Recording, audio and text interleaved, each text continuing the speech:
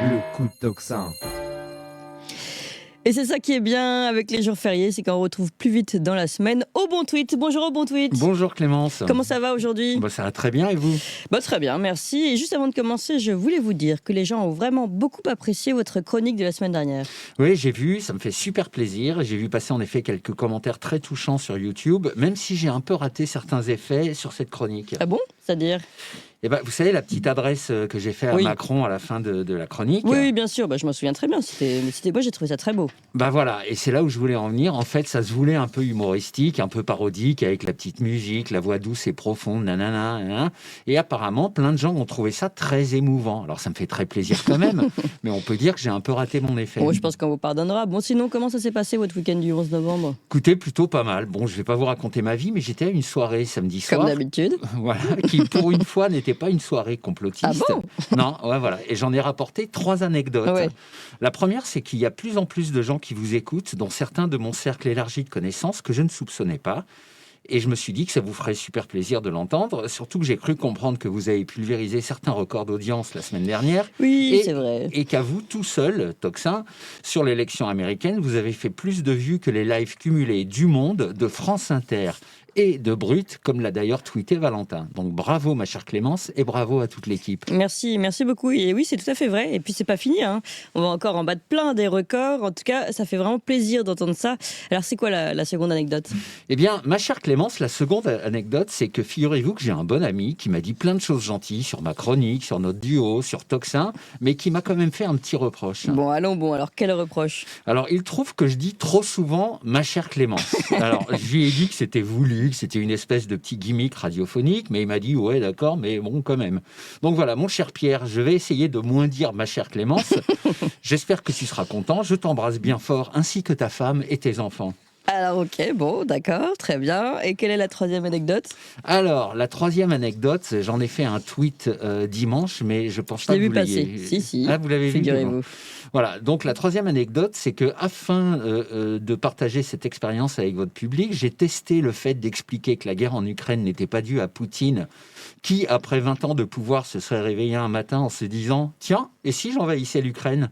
Mon syndrome d'hubris et mes 14 cancers m'ont mis de mauvaise humeur et cette invasion impromptue pourrait être de nature à me calmer durablement. Je vous rappelle au passage que cette explication est la thèse officielle des plateaux télé mainstream, ce qui quand même en dit long sur la capacité à se foutre de notre gueule sur absolument tous les sujets. Bref, donc non, ce n'est pas la résultante de cette situation hautement improbable, mais bien la conséquence des manipulations de l'OTAN et du camp occidental qui, depuis 1990 et la réunification de l'Allemagne, a enchaîné les fausses promesses, les mensonges, les provocations, les fausses révolutions colorées, les femmes du département d'État américain avec la double nationalité qui disent, je cite, que l'Europe peut aller bien se faire enculer, et les accords de paix foireux destinés à gagner du temps, comme nous l'a révélé d'ailleurs notre ancien président François Hollande. C'est en tout cas une analyse partagée par tous les journalistes de terrain, les stratèges et les ex-colonels de services secrets un peu sérieux, à l'inverse évidemment des experts de plateau de LCI qui sont affligeants d'inculture politique et de stupidité sur ce sujet, à tel point qu'on se demande si ce n'est pas une parodie des Guignols de l'info. Ah oui, c'est très bien d'avoir expliqué ça à cette soirée. Mais alors, il est où le problème ? Alors, le problème, Clémence, c'est que j'ai eu le malheur, ou peut-être d'ailleurs l'indélicatesse, allez savoir, d'expliquer cette analyse à une fille vaguement d'origine ukrainienne, avec une légère tendance à l'hystérie, ayant par ailleurs bu plus que de raison, étant de surcroît affligée d'une fâcheuse tendance au postillonnage, je ne sais pas si ça se dit postillonnage, mais bon, et qui, comble de malchance pour moi, venait d'avaler une pleine assiette de taboulé. Eh dis donc, et alors qu'est-ce qui s'est passé ? Écoutez, je vais vous faire grâce de la scène qui a suivi dans la violence pour heurter les âmes les plus sensibles. Mais bon, voilà, toujours est-il que le soir, quand je suis rentré chez moi, j'ai médité là-dessus en enlevant à la pince à épiler les grains de taboulé de mon pull et de mes cheveux. Et j'en suis arrivé à la conclusion que j'ai eu 2 ou 3 bonnes idées dans ma vie et que celle-ci n'en faisait malheureusement pas partie. Ça arrive. Mais bon, ça fait partie des aléas du sacerdoce du complotiste. Et vous vous doutez bien que j'en ai vu d'autres. Et rassurez-vous, Clémence, ça n'a pas suffi à entacher ma bonne humeur. À ce point-là, mais qu'est-ce qui vous rend si heureux alors ? Disons que ces derniers jours, il y a eu pas mal de bonnes nouvelles, aussi bien d'ailleurs au niveau privé qu'au niveau plus général. Alors, concernant le niveau général, laissez-moi deviner. J'imagine que vous faites notamment référence à l'élection de Donald Trump. Oui, entre autres, sachant que je reste quand même très prudent et circonspect sur ce point. Comment ça, vous ne le considérez pas comme un sauveur? Déjà, personne n'est un sauveur pour soi-même, à part soi-même, justement. Et puis, si cette élection va permettre, j'espère, d'améliorer le sort du peuple américain qui a un peu morflé sous Biden, on va pas se mentir, j'ai bien peur que ça ne change pas grand-chose pour nous, Français, vu que nous sommes toujours sous la coupe du meilleur élève des mondialistes, avec toutes ces décisions prises depuis 7 ans qui nous rapprochent chaque jour un peu plus du paradis de Klaus Schwab, qui ressemble à s'y méprendre à un enfer humain. Sauf, évidemment, si on a un compte en banque avec au moins 9 zéros derrière le chiffre du début. Je me comprends, et ce n'est malheureusement pas mon cas. Bref, en tout cas, j'ai vu que Jacques Attali n'était pas très content de cette élection, et quand Jacques Attali n'est pas content, au bon tweet est content. Mais alors, pour en revenir à cette élection, que pensez-vous de l'analyse des journalistes, par exemple mainstream, qui disent que Kamala Harris a payé le fait d'être une femme noire? Ce que j'en pense que c'est les mêmes journalistes qui font les analyses susmentionnées sur la guerre en Ukraine, ou bien qui nous expliquaient en son temps que c'était normal que les non-vaccinés n'aient plus le droit de sortir dans les restos, parce qu'ils pouvaient contaminer ceux qui avaient fait l'effort de se vacciner, nonobstant évidemment le fait que le vaccin était par ailleurs sûr et efficace. Bref, j'en pense qu'ils passent leur temps à nous raconter de la merde. Donc moi, au bon tweet, je vais vous expliquer ce que Kamala Harris a payé, et ça risque d'être un peu long. Pas grave, on vous écoute. Alors, elle a payé le fait d'être complètement idiote et de rire comme une jument hystérique à chacune de ses apparitions publiques, au lieu de présenter un programme, ce qui est quand même la moindre des choses quand on veut être présidente de la première puissance mondiale. Quand même, merde, comme dirait Manuel Valls. Elle a payé le fait que les démocrates ont fait entrer 40 millions de migrants sur le territoire américain, en leur donnant plus de privilèges que les vrais Américains, en même temps qu'ils leur donnaient une carte d'électeur, parce que c'était évidemment ça l'objectif principal. Elle a payé pour tous les centres-villes des grandes métropoles américaines, qui ne sont désormais plus que des cours des miracles remplis de mecs défoncés au crack et au fentanyl.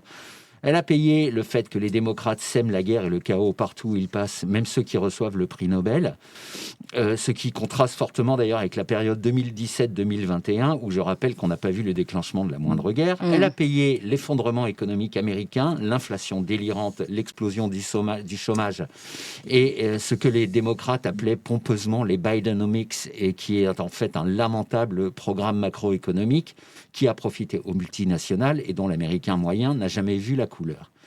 Elle a payé pour l'omniprésence du discours woke qui s'est introduit comme une colonie de cafards dans toutes les strates de la société américaine, et notamment dans les écoles et universités, en atteignant des sommets d'absurdité avec tous ces débiles qui veulent absolument faire rentrer dans le crâne des gens qu'un homme, ça peut tomber enceinte, et qu'il faut impérativement mettre des serviettes hygiéniques dans les chiottes des mecs à l'école, au nom de l'égalité des sexes et de l'inclusivité.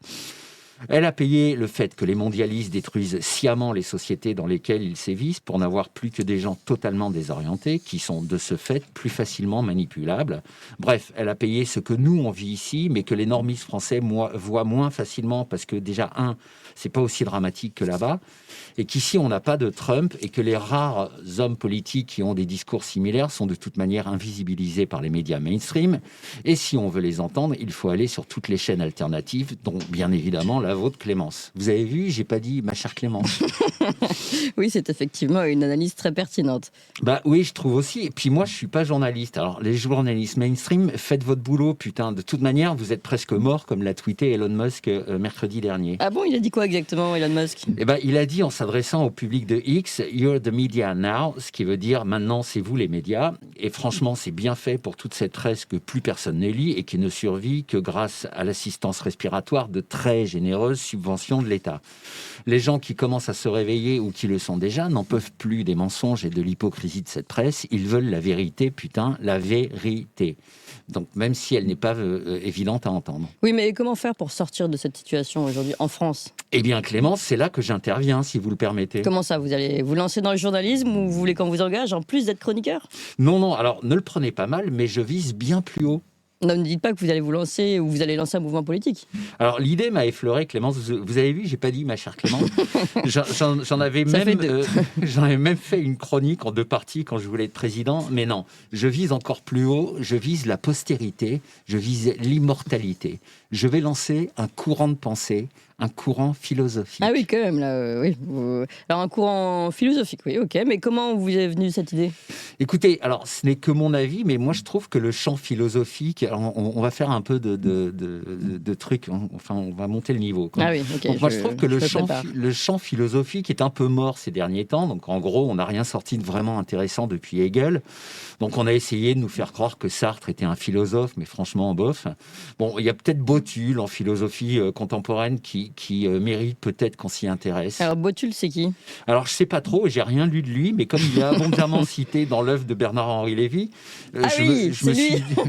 voilà, je me suis dit qu'il doit y avoir quand même 2 ou 3 trucs intéressants, parce que Bernard-Henri Lévy, c'est pas le genre à raconter n'importe quoi, sinon ça se saurait.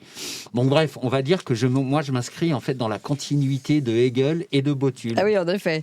Alors, de quoi va-t-il parler, votre courant philosophique, et déjà, comment il va s'appeler ? Alors écoutez, en toute modestie, je pense que je vais l'appeler le haut-bon-tweetisme. Donc moi j'aime bien ce nom, je trouve que ça claque. Oui, il est parfait ce nom, ça vous va très bien. Et vous pouvez nous donner les grandes lignes de votre courant de pensée ? Bien sûr Clémence, vous avez vu, j'ai pas dit ma chère Clémence. Vous Mais progressez. avant ça, il faut resituer le contexte. Alors, c'est quoi le contexte ? Alors après avoir longtemps travaillé sur l'histoire récente, parce que mine de rien je bosse un peu quand même, j'en suis arrivé à la conclusion que ça fait 80 ans, en gros depuis la fin de la Seconde Guerre mondiale, ou pour être plus précis, depuis la création de la CIA, qu'on ne nous raconte que des conneries. Tant et si bien qu'on vit maintenant dans une société dans laquelle tellement plus rien n'est vrai, qu'on a désormais la possibilité et même le droit légal de raconter tout ce qui nous passe par la tête. J'en ai fait l'expérience l'autre jour, j'étais avec un pote et on regardait des chevaux en train de brouter, et au milieu d'eux, il y avait une poule qui picorait. Et là, j'ai dit à mon ami, tu vois, nous sommes clairement en présence d'une poule qui s'identifie à un cheval, et elle en a parfaitement le droit. Là, il m'a regardé interrogateur pendant quelques secondes avant finalement de se mettre à sourire, de dire « Mais non, t'es con, arrête, tu déconnes. » Évidemment que je déconnais, mais ces quelques secondes de réflexion de mon pote m'ont marqué. C'est là que je me suis dit, on est arrivé à un tel niveau de connerie que désormais, tout est possible. C'est vrai.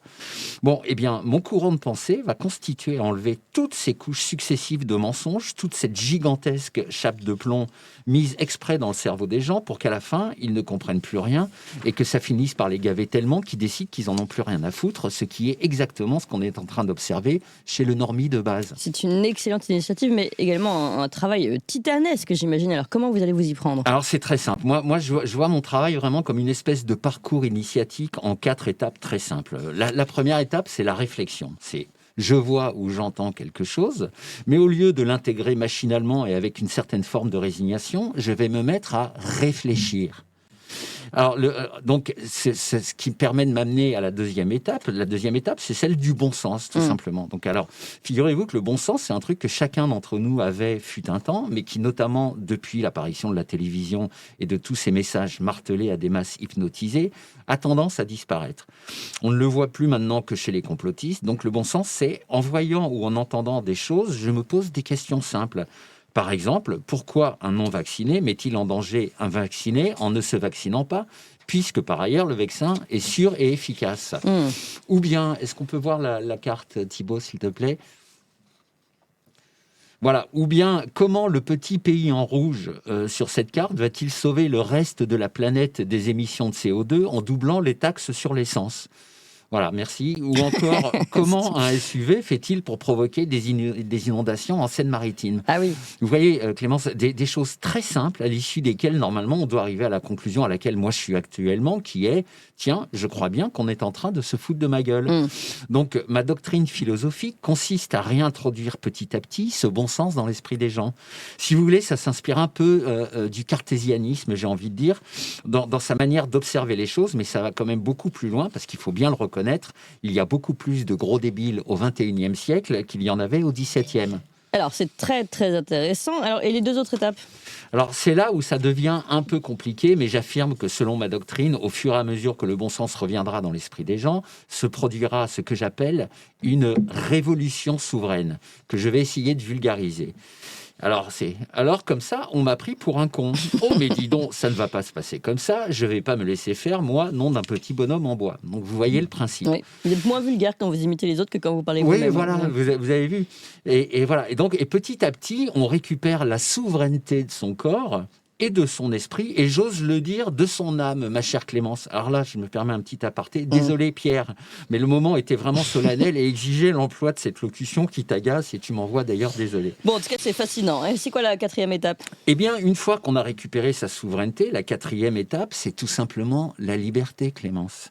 La liberté des origines, là d'où nous venons tous, nous sommes tous des êtres libres, et c'est navrant que 80% des personnes de cette planète l'aient oublié. C'est le retour aux sources, le retour à la maison mère, Clémence. La boucle est bouclée. Vous savez, on a souvent tendance à dire que Hegel marquait la fin de la philosophie. Je ne crois pas. Je crois que le haut-bon-tweetisme marque la fin de la philosophie. Ainsi, après des paroles aussi belles et aussi profondes, je crois qu'il est temps d'arrêter cette chronique. Quand la mayonnaise a pris, on n'y touche plus, comme disait ma grand-mère, cette sainte femme. Eh bien, soit longue vie au bon tweetisme, et la semaine prochaine au bon tweet. Merci, à la semaine prochaine Clémence.